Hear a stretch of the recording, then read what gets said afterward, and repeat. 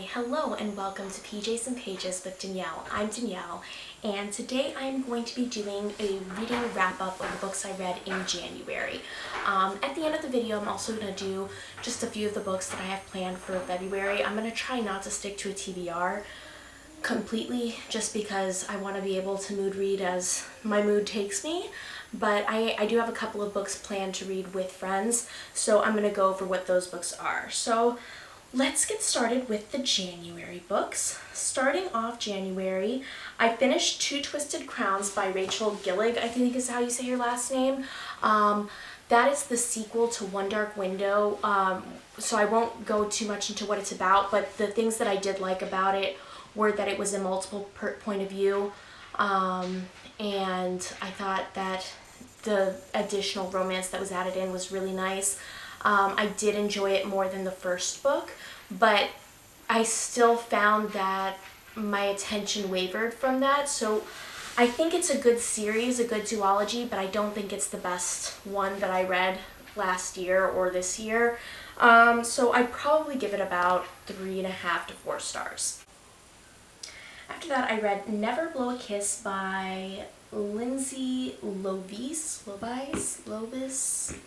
I don't know how you say her name, but essentially this was a historical Regency romance where the woman is like a undercover spy governess, and the main male character is like this rags to riches kind of railroad magnate, and it was interesting. I liked a lot about it. I liked the idea, the concept of it. But I thought that the execution was a little shaky. There were a lot of times in the dialogue where it sounded like a modern day person as opposed to a Regency era person. We talk very different now than we do back then, and it would really take me out of the story. So I do recommend, if you like Bridgerton, if you like the Amanda Collins series, if you like Evie Dunmore's books, I think that you will like that one as well, and it is her debut, so I expect it to get better and better and better. But yeah, I did have some issues with it, but it was a solid read. I enjoyed my time reading it. Next, I read Ruthless Vows by Rebecca Ross. This is the second book in the Letters of Enchantment duology. Divine Rivals was one of my favorite books in 2023, and this book stepped it up even more. Absolutely love this book. 5 stars, knocked it out of the park. The fantasy in this is a lot stronger than it was in Divine Rivals. The romance continues and is so beautiful and so epic. I mean, seriously, men need to be more like Roman. He is officially like, he's the man at which I will judge all other men.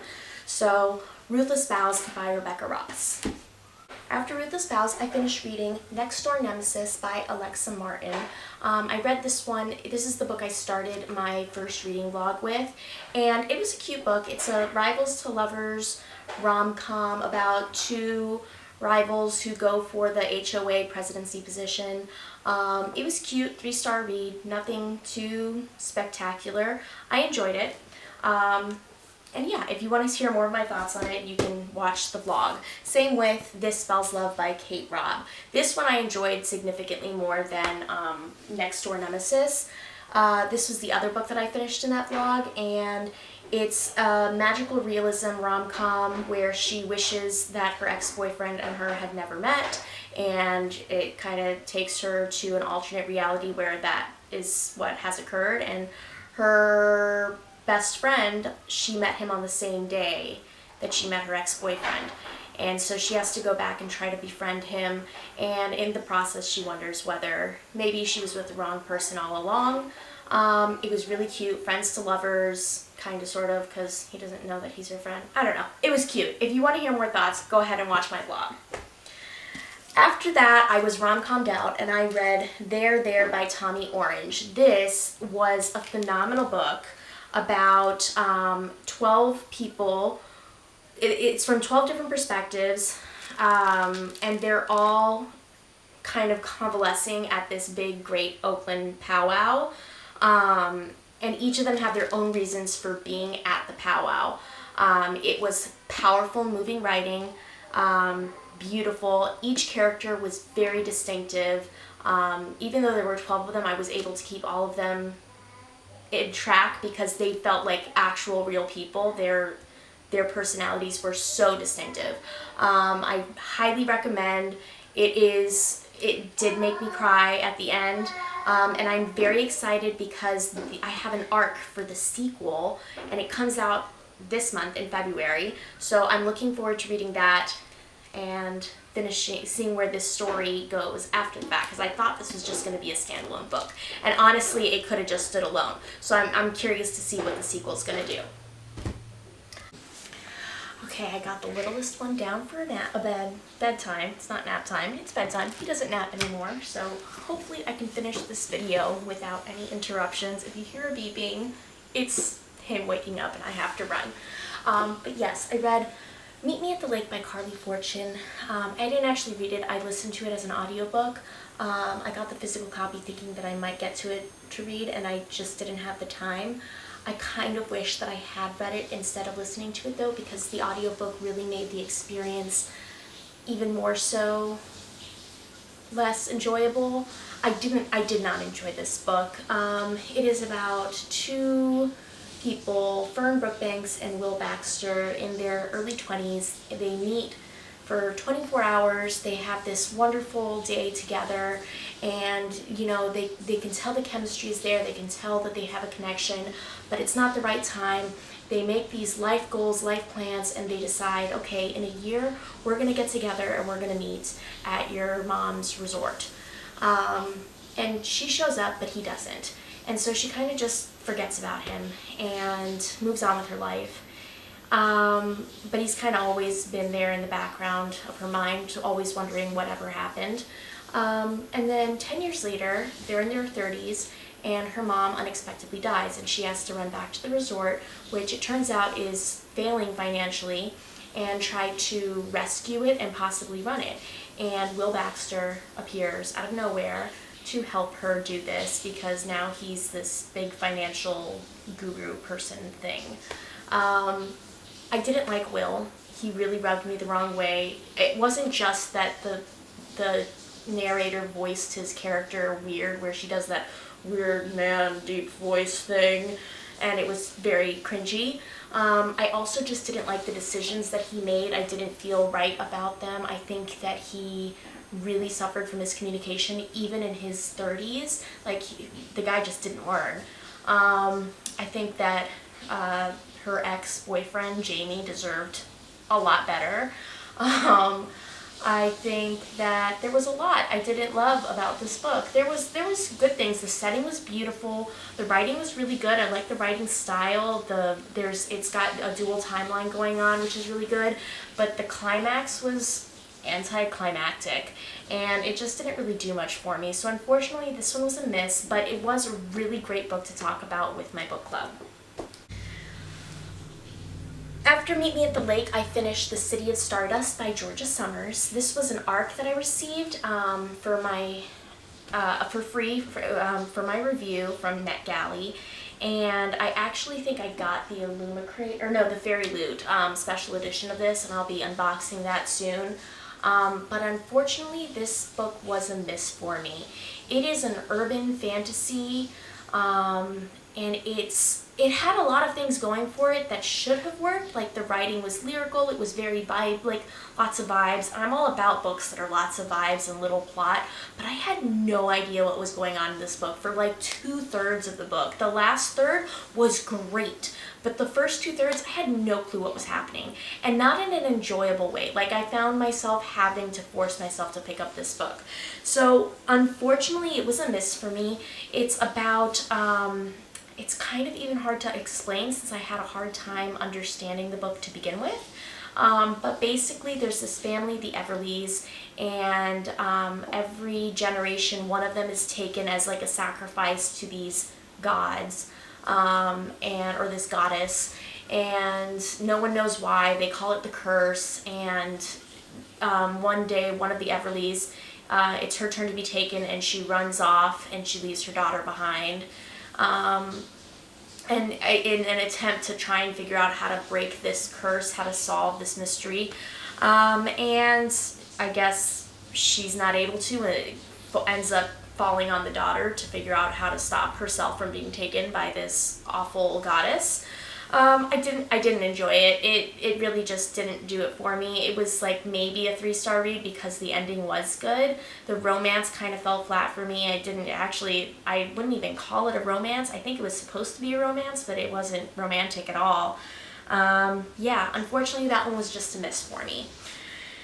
After that, I read The Assassin's Blade by Sarah J. Maas. And actually, I read Throne of Glass following right after it, and I read them both in a very short time period. I am going to be doing a spoilery vlog on this, but essentially Throne of Glass is about this teenage assassin, Selena Sardothien, and she is like this prodigy assassin. And she, in the first book, it takes her all over the world. She's completing these missions for Arabin Hamel, who is the Assassin Guild master, and she's starting to kind of question why she's in the Assassin's Guild and what her purpose is. And then in Throne of Glass, after that, she is thrust into this competition to become the King's Champion, where she is befriended by the Crown Prince and his bodyguard, essentially. I'm thoroughly enjoying it, spoiler alert, but yeah, I'm going to talk more about these in my vlog, so I'm going to not talk about them for right now.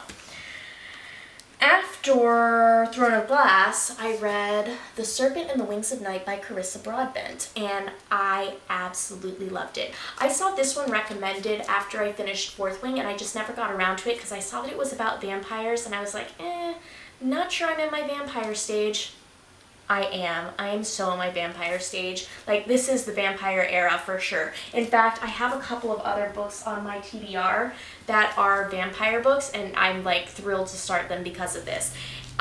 This follows Araya, who is the adopted human daughter of the vampire king, and she enters this dangerous competition called the Kajari to basically like fight to the death with a bunch of vampires, to gain like a wish from the vampire goddess, and basically she wants to become a vampire herself.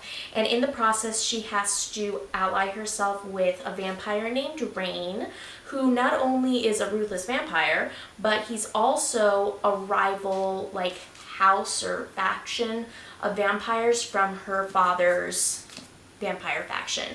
So very interesting world building. I thought that the mix of plot to romance was very well done. The slow burn was good. The character development was beautiful. I really, really enjoyed this one. The ending just like blew me away. I cannot wait to read the sequel. I think it's a duology, so I'm just gonna, and there might be a novella, so I think I'm gonna read all of them because I'm obsessed. I have to find out what happens next. So yeah, if you thought that you were over your vampire era, read The Serpent and the Wings of Night, because you, my friend, are not out of your vampire era yet. And that was all the books that I finished. I did have 2 books that I DNF'd. The first book I DNF'd was in my reading blog, The Keeper of Lost Things by Ruth Hogan.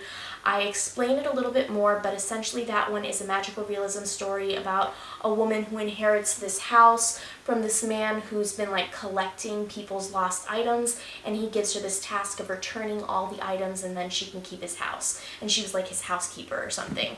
It didn't work for me.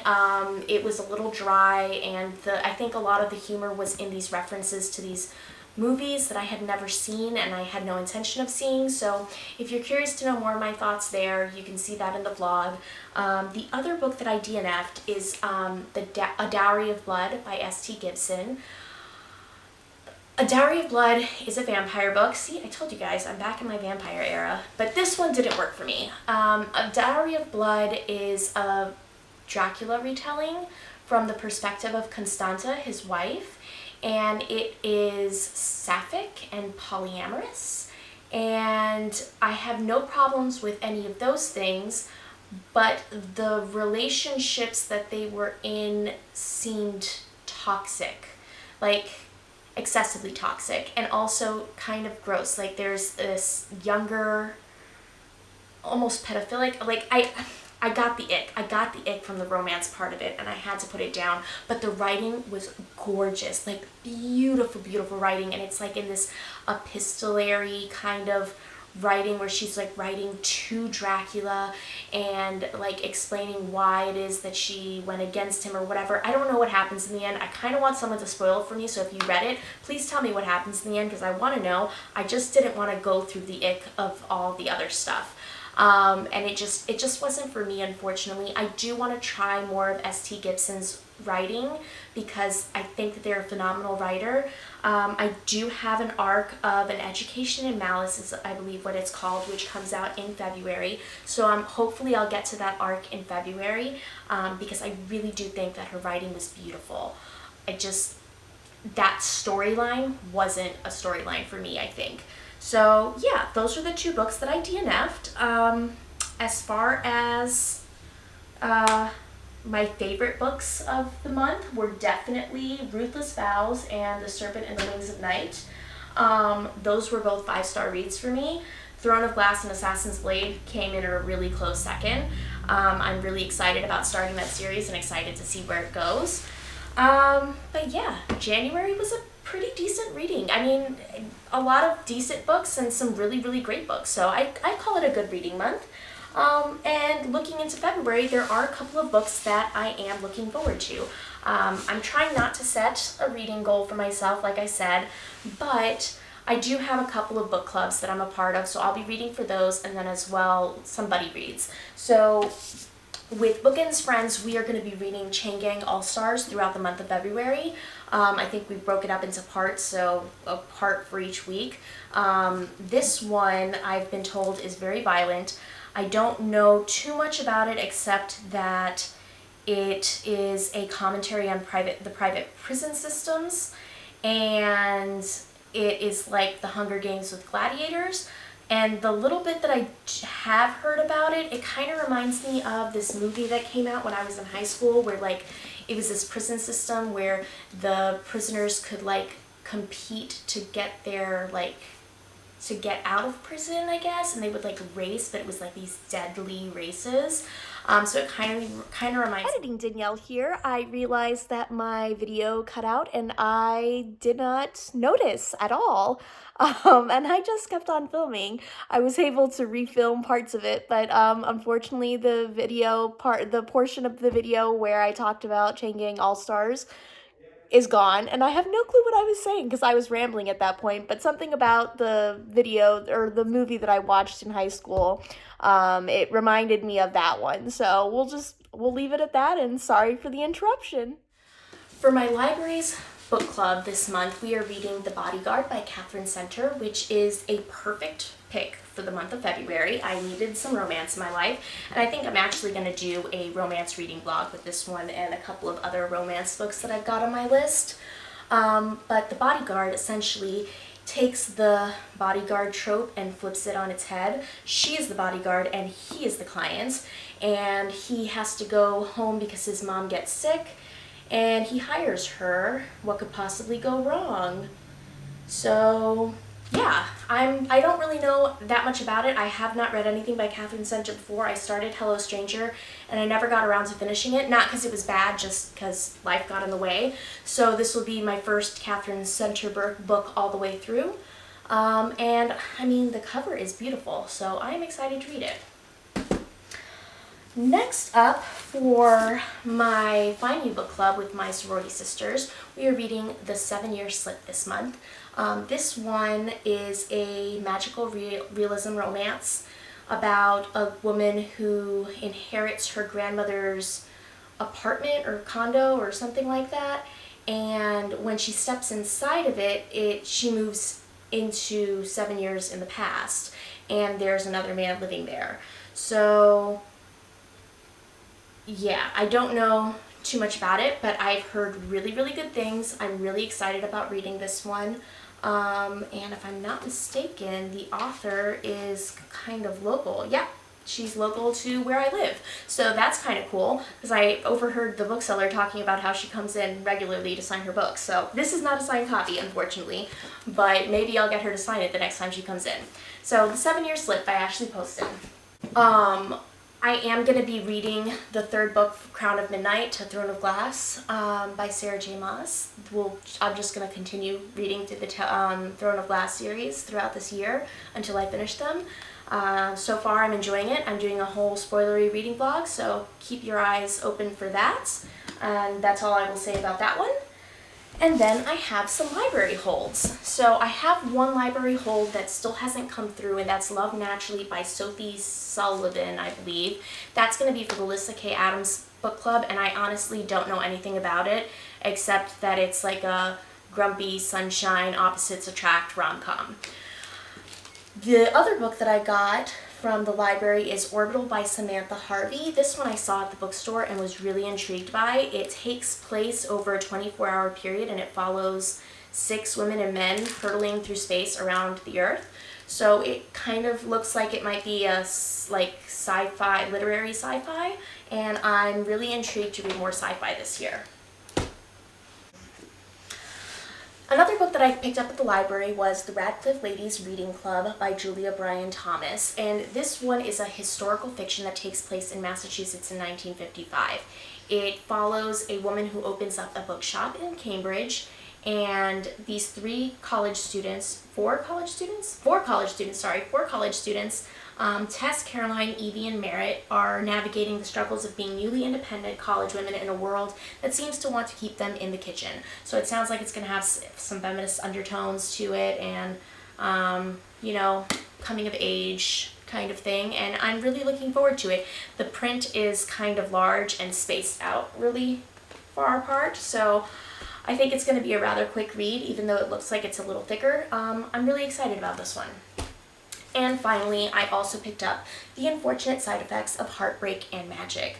This is one that I saw was a pick for either Aardvark or Book of the Month, and I was really intrigued by it. It says that it's for fans of Practical Magic, Gilmore Girls, and the Very Secret Society of Irregular Witches, all things that I really, really love. So it's probably going to be pretty cozy, although it does deal with some family drama and sickness and stuff. So there does seem to be a romance in it. I don't know. It sounded really interesting. It looks so cute. This cover is precious. I'm in the mood for something cozy, and I think this could definitely fit the bill. So hopefully I get to this one as well. And that's all I've got for you. Yeah, all of the books I read in January and some of the books that I am planning on reading in February. Please let me know down below, what are some things you're reading? Have you read any of the books that I recently read, and what did you think about them? I'd love to hear your thoughts. Go ahead, like, subscribe, and comment, and I will see you in the next video. Bye!